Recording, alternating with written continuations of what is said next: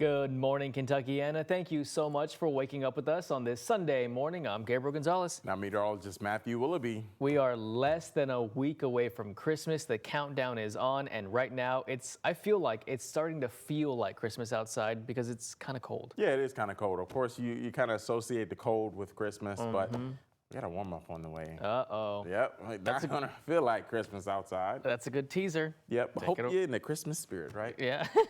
If you're not, we'll get you in the Christmas spirit, I promise. Yes, yeah. You'll see. We have a surprise later. But yeah, we are seeing at least some colder conditions outside for you. As you look downtown, do have some gorgeous views out there for you, especially with those Christmas lights on top of those buildings for this morning. Current temperatures, though, sitting into the 30s out there for you. 35 degrees here in Louisville, Scottsburg at 30 degrees, and even into Brandenburg of 27 degrees. So it is a bit of a chilly morning. A little bit further south, we are seeing some warmer conditions. Now, as you look across Louisville, yeah, good to go if you are hitting the roadways for any holiday travel for today or the next couple of hours. We are starting to see some rain showers develop into Atlanta. So if you're flying into Atlanta, you could see some delays out there for you. But overall, pretty mostly clear out there across the eastern portion of the United States. So those temperatures over the next couple of hours will dip into the 30s on the way for you at about 8 a.m. And eventually we'll only see highs really top off into the lower 40s today with some sunshine heading towards the afternoon and evening hours. So highs today across the area, yeah, expected to stick into the lower 40s. So a little bit cooler than what we've seen the last couple of days, but continue to be a nice day outside that is. But we are tracking a bit of a rainy holiday week ahead for us. Well, we'll start to see those rain chances on the way for you as you go towards your Monday, Tuesday, and likely into Christmas Eve. But I'll be timing out when you should expect those rain chances coming up in just a few minutes. We'll send it back over to you, Gabe. All right, thanks, Matthew. Moving on, a young man is dead after a shooting in southwest Louisville. Officers had reports of gunshots on Fort Haven Road around 4:15 Saturday afternoon. LMPD said 911 calls initially mentioned a large crowd was in the area at the time of the incident. LMPD said officers who arrived found a car in a ditch with a man in his 20s shot multiple times. EMS did try and help the man, but he died at the scene. If you or someone you know has any information, call the anonymous tip line at 574-LMPD. A man suspected of carrying out a crime spree across Louisville, which included shooting at 2 police officers, appeared in court on Saturday morning. 36-year-old Winthrop Taylor is charged with fleeing police, wanton endangerment, and reckless driving on a suspended license. A judge set his bond at $150,000. Here's how it all happened. According to arrest citations, Taylor allegedly carjacked a woman at gunpoint late Thursday night, driving away with her in the back seat.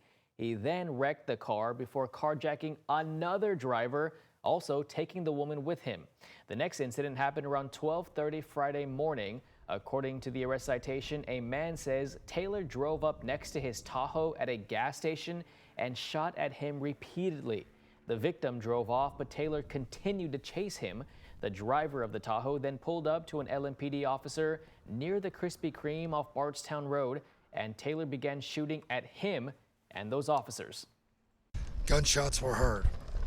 An LMPD officer orders them to stop, and then one LMPD officer discharged his weapon.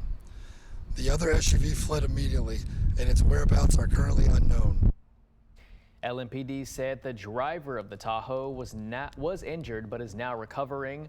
But that's not the end of the crime spree. Hours after the chase, LMPD says Taylor stole another car from a man at gunpoint. At this time, he also let the woman from the first carjacking go. He then crashed that car and hid at an apartment complex before a K9 unit tracked him down. The citation said Taylor tried to grab that dog and drown it in the water before officers were able to arrest him. He did confess to everything, and he is due back in court on January 9th. Overgrown grass covering some headstones at the Louisville Cemetery Association off Poplar Level Road has left families of people buried there frustrated. They're coming together to look for solutions to a maintenance problem. WHAS11's Clarice Shaley hears from one of those operations who's now giving new updates only here on WHAS 11.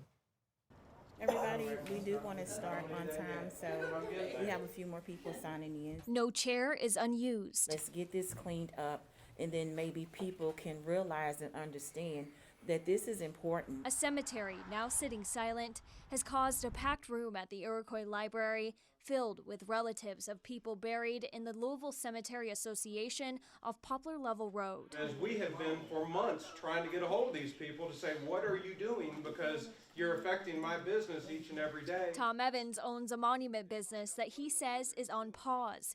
He has 5 monuments that can't be installed because there is no one on site at the cemetery to help him do his job. Everything was covered over the graves as my grandfather's was. It was just... Families are also in search of answers sad look. for the maintenance of their family's headstones after they say there's been little communication from the operators. I was under the impression that there was a meeting on Tuesday that was going to be held out in Newburgh, and I was prepared to come to that meeting. I got a hold of one of the cemetery's operators, Clark Cox, the vice president of Louisville Cemetery Association.